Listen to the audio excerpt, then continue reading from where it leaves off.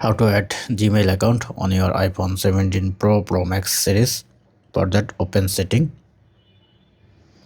go the apps, and from here you need to go the mail section.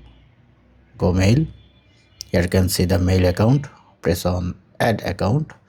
Now here you can see the option choose from a list. Now here you can see the lot of option. If you want to select Gmail, press on open browser.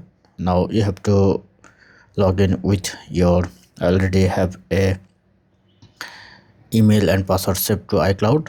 So if you don't have, just manually type, press on continue, press on continue. Now press on OK.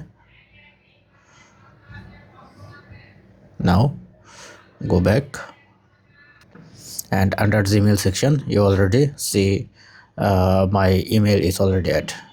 Once you add, you can see this kind of pop-up. Just make sure you are enable both to synchronize all data from notes, calendar or mails.